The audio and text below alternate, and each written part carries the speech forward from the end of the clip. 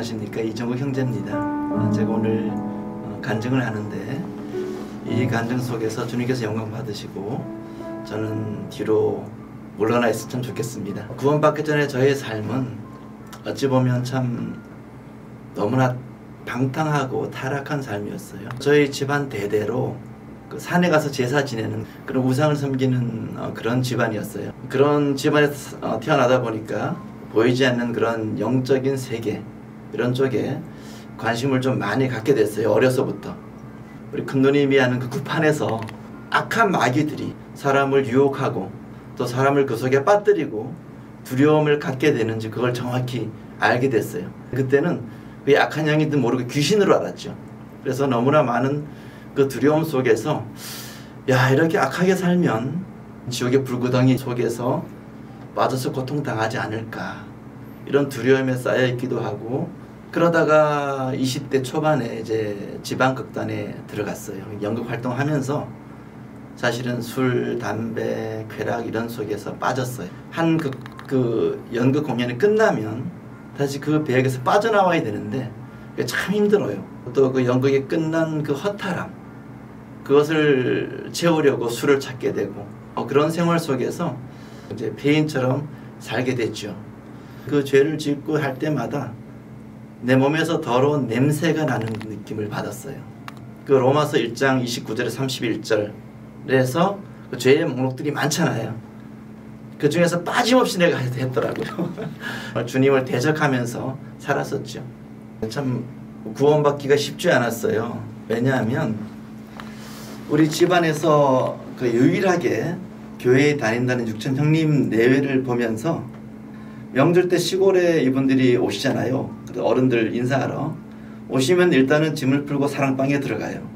그리고 열심히 두 분이 찬송가를 부르고 말씀을 막 큰 소리 읽다가 어르신분들이 식사를 차려놓고 상을 앞에 갖다 놓으면 이제 밥을 먹어요. 다시 사랑방으로 가서 또 찬송을 열심히 하는 거야. 아유, 나 저렇게 교회 다닐 거면 다시는 안 돼. 교회란 얘기도 하지 말라고.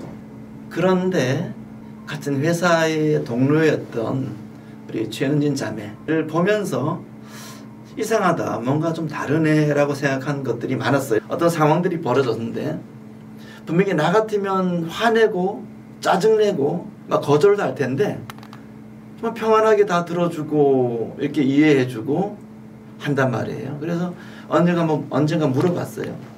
아니, 어떻게 그럴 수 있냐고. 나 같으면 저대로 못 볼 텐데. 그러니까 예수님 때문에. 야, 생각했죠. 아, 그런 예수님이라면 한번 경험해보면 좋지 않을까. 나도 한번 가보고 싶다. 부탁해서 처음으로 이제 마라나타 침례교회에 방문했어요. 그때가 2009년 9월쯤으로 기억을 해요. 처음 방문한 마라나타 교회에 가족 같은 분위기였고, 먼저 다가와서 인사도 해주고 친절하게 다가왔고, 그리고 인동선 목사님 그 설교 말씀이 너무나 편안해서 그냥 귀에 들어오는 거예요. 그리고 식사도 되게 맛있었고, 그때 교회에서 먹는 밥이 되게 맛있었어요. 설교 말씀을 들으면서 예수님이 하신 그 복음의 말씀이 어쩌면 내가 그동안 방탕했던 삶에 대한 심판에 대한 두려움에서 벗어날 수 있지 않을까 이런 생각이 했어요. 그 다음 주에 인동선 목사님과 상담했어요. 내가 심판받아 마땅한 죄인이라는 거, 영원한 지옥의 형벌로 떨어져야 될 수밖에 없다는 거. 근데 죄 용서받는 방법은 딱 하나밖에 없다는 거. 예수님이 나 때문에 죽으셨고 묻히셨고 또 3일 만에 부활하셔서 죄가 없다는 걸 입증하셔서 이롭다 해주시는 거, 이런 것을 믿으면 구원을 받는다고 말씀하셨어요. 너무나 간단했죠. 그래서 예, 믿습니다. 그리고 영접 기도하면서 감사의 눈물도 사실 흘렸어요. 그런데 시간이 지나면서 삶 속에서 내가 마음으로 믿는 것이 아니라는 것을 발견했어요. 아, 단순히 머리로 이해만 했구나, 이런 걸 깨닫고 사실은 두려웠고 되게 답답했어요. 우리 전 자매에게 물어봤죠. 정말 구원받고 싶은데 어떻게 하면 좋아? 안 믿어지는데? 내 믿은 것 같지 않아. 그러니까 어떤 답을 주냐 하면, 아, 그분이 인격자시니까 인격적으로 만나야 된다. 믿고 싶다고 간절히 기도를 해라. 그러면 들어주신다.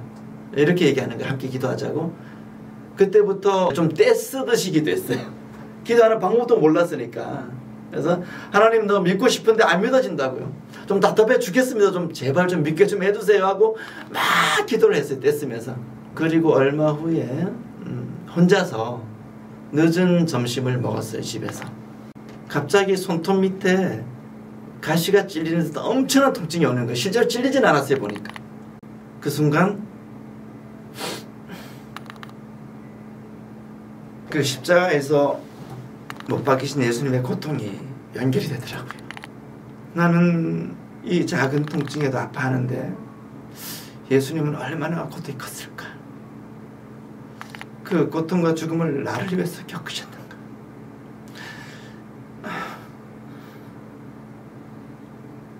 이 한심한 죄인을 위해서 그렇게 피를 흘려주셨는가. 불앉아서 통곡하며 막 회개하는데 정말 잘못했다고, 정말 감사하다고. 근데 그 순간 복음이 믿어지는 거예요. 정말 감사의 기도와 막 찬양이 막 나오는 거예요. 그날이 2010년 4월 25일 오후 2시에서 3시 사이였어요. 주님, 저 같은 한심한 죄인, 정말 삶 속에서 너무나 방탕하고 너무나 힘들게 이렇게 죄 속에 살았던 저희 죄인을 오늘 은혜로 값없이 구원해 주신 하나님께 감사와 찬양을 드립니다. 고린도전서 15장 3절에서 4절 말씀이에요. 그리스도께서 성경 기록대로 우리의 죄들로 인하여 죽으셨다는 것과 또 그분께서 묻히셨다가 성경 기록대로 셋째 날에 다시 일어나셨다는 것. 두 번째는 요한복음 3장 15절 말씀이죠. 하나님께서 세상을 이처럼 사랑하사 자신의 독생자를 주셨으니 이것은 누구든지 그를 믿는 자는 멸망하지 않고 영존하는 생명을 얻게 하려 하시기 때문이라. 그리고 로마서 6장 23절 말씀, 죄의 싹은 사망이나 하나님의 선물은 예수 그리스도 우리 주를 통한 영원한 생명이니라. 또 한 가지는 골로새서 1장 14절 말씀이에요. 그분 안에서 우리가 그분의 피를 통해 구속 곧 죄들의 용서를 받았도다. 이런 말씀들을 통해서 정말 구원의 확신을 얻을 수가 있었습니다. 구원받은 이후로 첫 번째 가장 먼저 온 게 바로 죄에 대해서 아주 민감해지며 그 죄와 싸우게 되는 모습을 봤어요. 사실 저희가 결혼할 때 2,200의 빚이 있었고 단돈 1,000원으로 시작했어요. 경제적으로 많이 너무 어려웠어요. 그 주님의 은혜로 여기까지 왔는데 영업하다가 원래 주차비가 한 9,000원 정도 나왔어요. 근데 주차 하신 분이 주차증을 잘못 봤는지 4,000원만 받고 그냥 나왔어요. 거기다가 9,000원 쓰면 그냥 내가 5,000원 갖게 되는 거예요. 근데 그 순간 쓰지를 못하겠는 거예요. 예수님 믿는 내가 이러면 안 되지. 이건 분명히 단돈 1원도 내가 안 돼 죄야.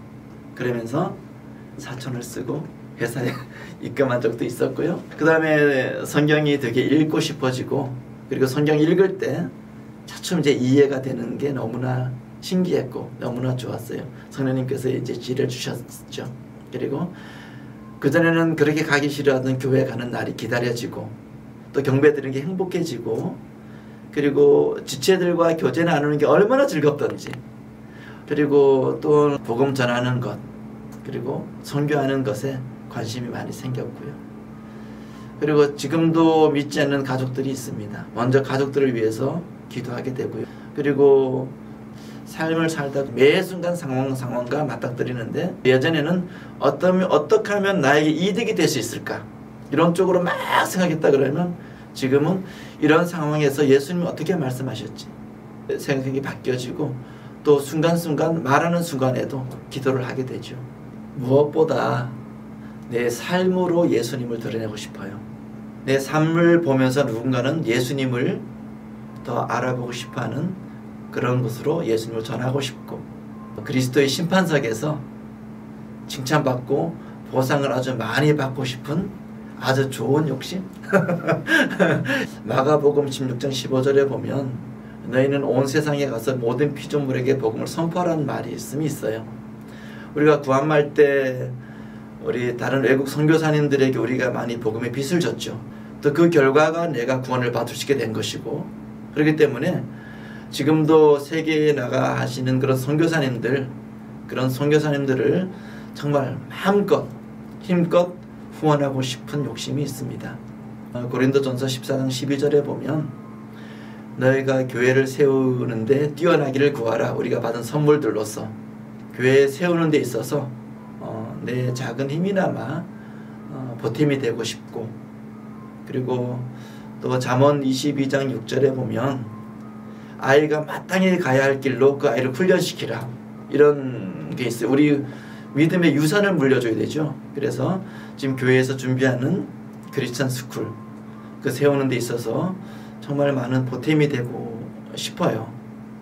그리고 마지막으로 야고보서 1장 27절에 보면 고난 중에 있는 아버지가 없는 자들과 그리고 과부들을 돌아보라 말씀이 있는데, 정말 주님께서 살아가신다 그러면 그 아들을 돕는데 또 내 힘을 쏟고 싶은 게 지금 구원받은 지금 제가 간절히 원하고 바라는 것입니다. 예수님은 나의 하늘입니다. 누구는 돈이 하늘로 섬기는 사람도 있고, 누구는 명예고, 누구는 일이고, 누구는 자녀들을 하늘로 섬기고 있어요. 하늘은 그 사람의 전부란 얘기죠. 그래서 예수님은 저의 하늘입니다. 그리고 또 한 가지는 예수님은 나의 공기이자 호흡이 아닐까. 공기는 우리 주위에 늘 있으니 우리는 공기 중요함을 잊을 때가 많아요. 근데 공기가 없으면 죽죠. 예수님도 그래요. 생명입니다. 계시록 4장 11절에 보면 정확히 나와 있죠. 오 주여, 주는 영광과 존귀와 권능을 받기에 합당하시오니 이는 주께서 모든 것을 창조하셨고 또 그것들이 주를 기쁘게 하려고 존재하며 창조되었기 때문이니이다. 그래서 예수님은 나의 생명이며 나의 전부이며 나의 창조주이십니다.